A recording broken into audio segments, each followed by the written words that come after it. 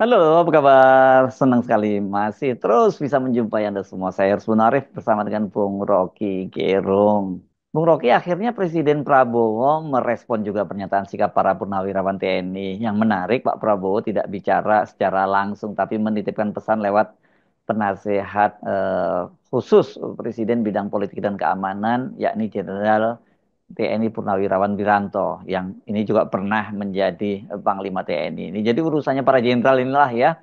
Eh, saya kira kali ini Pak Prabowo memang tidak eh, harus tidak bisa meresponnya secara langsung ya. Beda dengan kritik-kritik lainnya yang dia tanggapi sejak ya, dan sering disebut sebagai nyinyir gitu, bahkan kadang-kadang disebut dasmu. So sekali ini nggak mungkin Pak Prabowo menyebut seperti itu karena yang menandatangani pernyataan itu salah satunya adalah Pak Tri Sutrisno, Jenderal TNI Purnawirawan Tri Sutrisno, salah satu figur yang ya juga sangat dihormati oleh Pak Prabowo.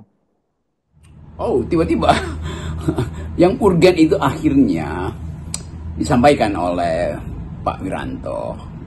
Dan makin urgen karena yang menyampaikan adalah seorang purnawirawan TNI dengan pangkat dan jabatan tertinggi pada waktu itu sebagai Panglima TNI. Jadi kita mulai melihat bagaimana Presiden Prabowo memang sangat peduli dengan keadaan atau sebut aja dengan dinamika atau perkembangan politik hari-hari ini tuh. Nah, karena itu terutama karena yang membuat manifesto itu atau tuntutan supaya Gibran dilengserkan dan mungkin lebih dari itu sebetulnya, tetapi kita hanya bisa baca bahwa teman-teman purnawirawan ini mengucapkan semacam keprihatinan terhadap keadaan politik dan menemukan bahwa unsur utama yang diresahkan oleh publik adalah soal legitimasi dari Gibran sebagai wakil presiden. Kedudukan Gibran sebagai wakil presiden. Jadi kedudukannya itu yang dipersoalkan oleh publik. Dan memang betul bahwa mahasiswa, masyarakat sipil, jurnalis, dan bahkan mereka yang jadi pengamat dari luar negeri menganggap bahwa tetap ada problem legitimasi ketika Pak Prabowo memenangkan pemilu, tetapi ikut di dalamnya adalah Gibran yang diketahui artinya diperiksa secara konstitusional itu melanggar konstitusi. Jadi sebetulnya arah pikiran atau arah moral dari para purnawirawan ini adalah memperbaiki atau meluruskan kembali sesuatu yang salah di dalam pandangan ketatanegaraan, yaitu Gibran yang dipaksakan oleh ayahnya yang pada waktu itu sangat berkuasa sebagai Presiden Republik Indonesia ke-7. Jadi sekali lagi kita mulai melihat bahwa suara para purnawirawan ini kendati sudah purnawira, tetapi yang purna adalah wiranya. Tapi yang berlanjut adalah tradisi untuk mencintai negeri itu, walaupun tidak lagi perwira, tetapi batin dia masih sangat berani, masih sangat wira untuk mengucapkan sesuatu yang memang sangat peka. Dan saya kira mereka juga menghitung dengan tepat apakah Pak Presiden bisa membaca dengan bijak apa yang mereka tuntutkan, yaitu ganti atau hentikan wakil presiden. Dan pasti ada kalkulasi di situ soal mekanismenya itu, apakah mekanismenya itu mekanisme legal atau mekanisme yang ekstra konstitusional. Saya kira itu bukan intinya, tetapi moral di belakang cerita ini di dalam pertemuan para purnawirawan itu adalah membaca dengan mata hati apa sebetulnya gejala yang disimpan sebagai kemarahan atau sebagai keprihatinan publik terhadap pasangan Presiden Prabowo dan Gibran itu. Dan berkembang makin lama bahwa Gibran dipersiapkan untuk suatu saat menerima fakta bahwa dia akhirnya harus memimpin Indonesia. Menerima fakta artinya di luar hal yang normal, misalnya kalau ada sesuatu pada presiden, maka dengan sendirinya Gibran yang akan memimpin negeri. Dan itu yang dikhawatirkan justru karena mereka menganggap kapasitas Gibran tidak cukup untuk memimpin Indonesia. Apalagi kapasitas itu di bail out oleh keputusan Mahkamah Konstitusi yang dianggap justru melanggar konstitusi. Jadi kita mesti baca keprihatinan para perwira ini di dalam latar belakang pesan moral tadi. Nah, yang menarik ditunggu ini apa tafsir Anda, Bung Rocky, tentang pertemuan Pak Wiranto dengan Pak Prabowo. Dan apa agenda yang dibicarakan sesungguhnya begitu, karena ini jarang-jarang loh Pak Prabowo bertemu dengan Pak Wiranto, apalagi mengingat latar belakang keduanya yang sebenarnya tidak cukup akrab di masa lalu ya. Karena statement Pak Wiranto, atau maksud saya statement Pak Prabowo via Pak Wiranto itu adalah kita bisa menduga itu hanya panggung depan gitu. Panggung belakangnya itu bisa saja inline, tapi bisa juga bermakna sebaliknya. Memang dalam politik atau peristiwa politik selalu ditampilkan di dalam dua, sebut aja, dua fakta yang terbaca di publik, fakta di depan panggung dan fakta yang tersembunyi di belakang panggung. Kan itu kira-kira, karena itu publik mulai berupaya untuk membaca apa pesan di belakang panggung yang diucapkan di depan panggung oleh penasihat presiden, yaitu Pak Wiranto tuh. Kita mencoba melihat posisi Pak Wiranto. Pak Wiranto harus menerangkan pada masyarakat luas apa sebetulnya yang dituntut oleh para purnawirawan ini, dan kelihatannya memang Pak Wiranto juga paham bahwa tuntutan para purnawirawan ini masuk akal karena dia inline sewarna atau dalam satu semangat dengan apa yang diinginkan oleh netizen itu, yaitu Gibran tidak punya kapasitas, Gibran dihasilkan oleh satu proses politik yang manipulatif di Mahkamah Konstitusi. Demikian juga kelas menengah menganggap itu kira-kira. Jadi Pak Wiranto mengerti apa yang menjadi simpanan psikologi publik terhadap legitimasi Gibran di dalam kedudukan dia sebagai wakil presiden. Nah, dalam pengertian itu Pak Wiranto tentu berdiskusi dengan Pak Prabowo untuk melihat wording apa, narasi apa yang mesti diucapkan. Dan dengan sangat bijak Pak Wiranto menerangkan bahwa iya, Pak Presiden mengerti tuntutan itu, menganggap bahwa poin yang diucapkan itu poin moral, pesan moral itu. Tetapi Presiden juga mengerti bahwa bukan kapasitas dia untuk menilai pesan moral itu tuh. Atau bahkan bukan kapasitas Presiden untuk memberi komentar apapun terhadap pesan itu. Karena didahului dengan semacam teori trias politika itu, walaupun Indonesia sebetulnya tidak menganut trias politika, karena Indonesia tidak menganut prinsip pemisahan kekuasaan, separation of power itu, bahwa eksekutif terpisah dengan yudikatif tidak boleh dipengaruhi oleh legislatif. Itu teori trias politika dari Montesquieu kan. Tapi Indonesia menganut prinsip yang kuasi trias politika, karena yang terjadi bukan separation of power tapi distribution of power.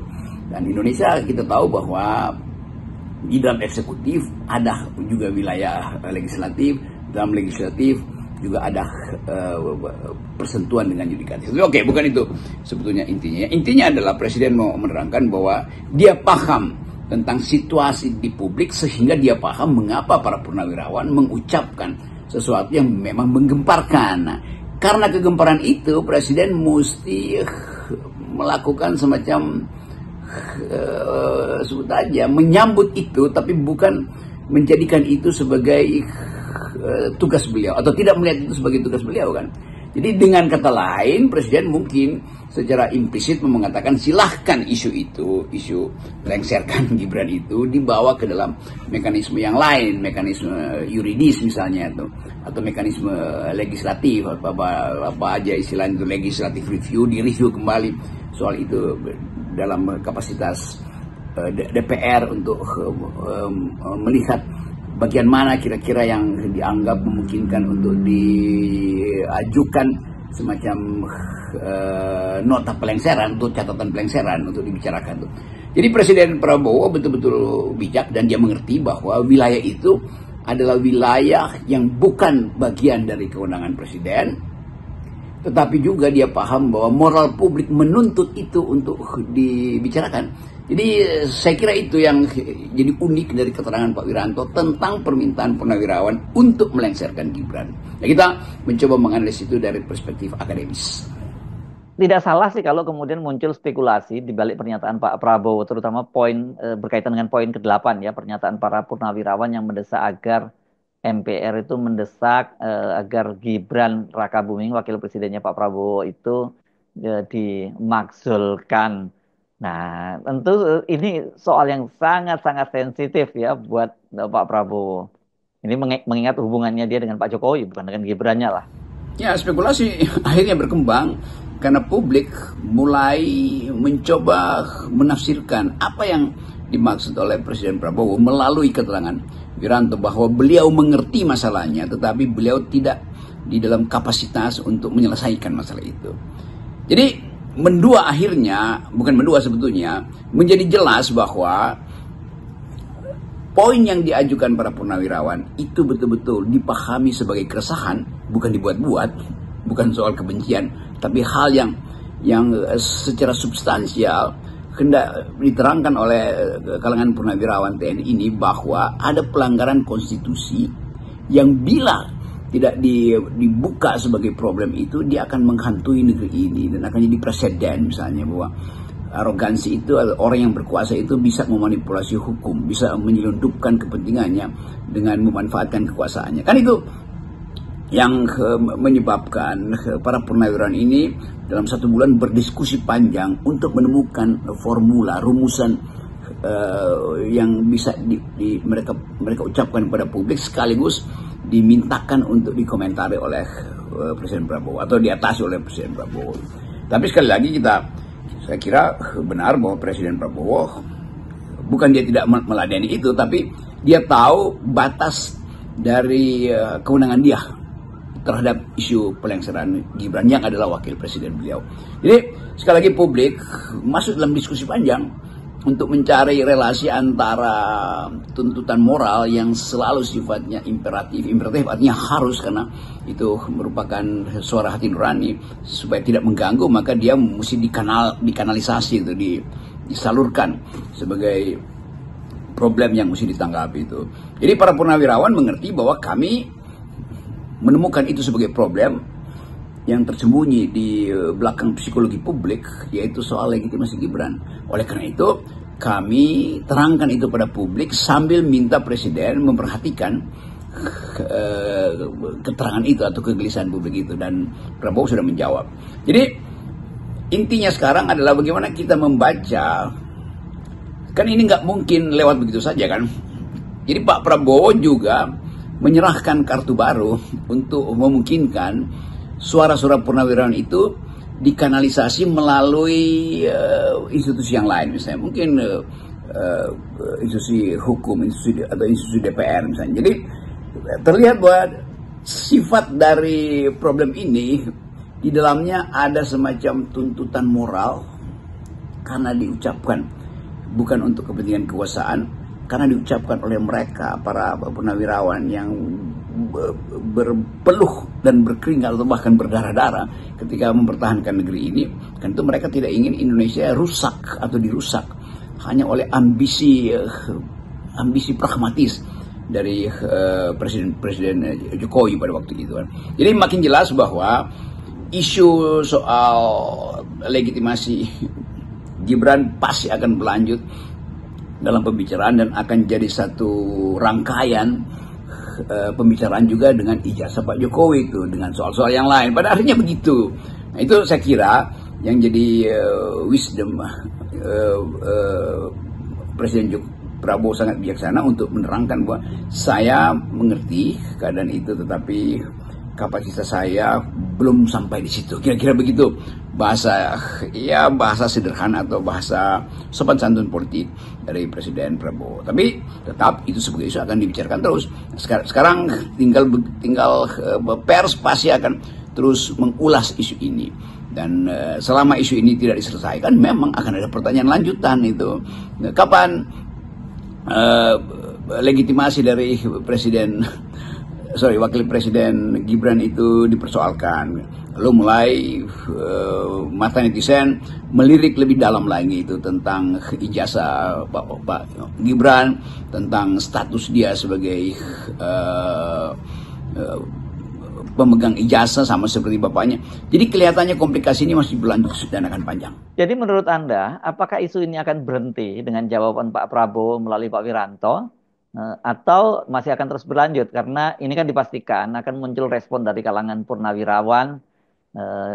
Karena buat mereka ini, buat para senior itu, mereka butuh jawaban yang tegas, dan agenda-agenda tadi itu bukan agenda-agenda politik yang bisa ditawar-menawar seperti itu. Ya, balik pada Pak Wiranto mengambil porsi yang sangat efisien. Hanya tentang isu itu, beliau sudah berpikir secara matang bahwa isu ini tetap akan berlanjut karena tidak dijawab oleh Presiden Prabowo. Karena memo itu bukan buat Presiden Prabowo tuh. Sebaliknya, Presiden Prabowo telah menjawab bahwa itu bukan kapasitasnya. Oleh karena itu, seolah-olah dinyatakan silakan berlanjut di situ, tapi bukan kapasitas saya ya. Jadi kira-kira begitu cara kita membaca komunikasi politik antara Presiden Prabowo dan para purnawirawan dengan tembusannya pada rakyat Indonesia melalui konferensi pers dari Pak Wiranto. Nah ini nikmat ya kita membaca konferensi pers Pak Wiranto itu melalui metode hermeneutic of suspicion itu. Hermeneutic of suspicion artinya menafsirkan melalui kecurigaan. Itu kira-kira itu sah dalam analisis intelijen, analisis logika, atau apalagi analisis yang disebut sebagai moral politik kan.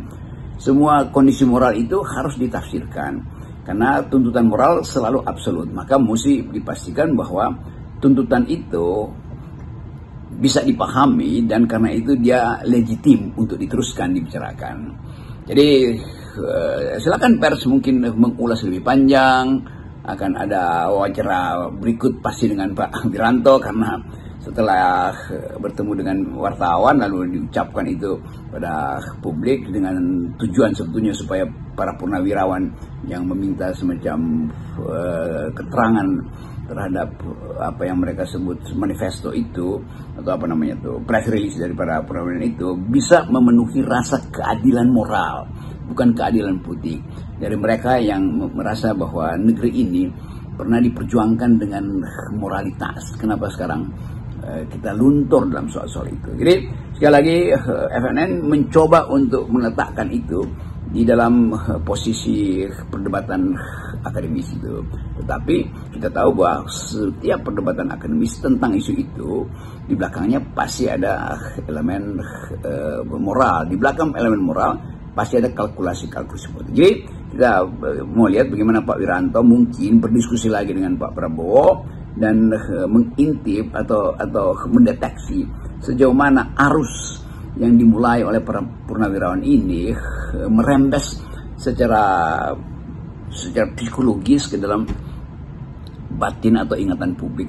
Nah, kalau dia mengendap lagi di ingatan publik, satu waktu ini akan dibuka lagi tuh apa kelanjutan dari materi yang dibicarakan oleh para purnawirawan. Kira-kira begitu pertanyaan publiknya. Lalu ada semacam rilis kedua misalnya oleh para purnawirawan. Jadi dialektika politik atau sebut saja dinamika politik masih akan berlangsung karena soal legitimasi Gibran itu sudah sejak setahun lalu dipersoalkan dan bahkan sebelum beliau jadi wakil presiden juga sudah dipersoalkan soal hubungan antara Pak Jokowi dengan Gibran dan di dalamnya ada relasi antara Ketua Mahkamah Konstitusi Pak siapa waktu itu Usman sebagai ipar dari Pak Jokowi kan.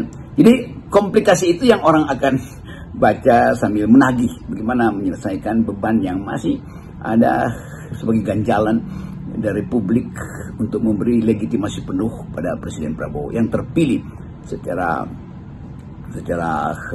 masuk akal, tetapi tetap dianggap ada yang tidak masuk akal, yaitu meletakkan Gibran sebagai sosok yang sebetulnya masih menjadi public enemy, kira-kira itu kan. Dan itu sah karena demokrasi memang harus menerima fakta bahwa sesuatu yang tidak diselesaikan dengan kapasitas institusi, maka dia akan jadi problem besar nanti di kemudian hari itu. Nah, Gibran tidak diselesaikan melalui fasilitas institusi demokrasi, tetapi di bypass dengan memanipulasi konstitusi. Nah, itu analisis. Salam akal sehat. Salam akal sehat.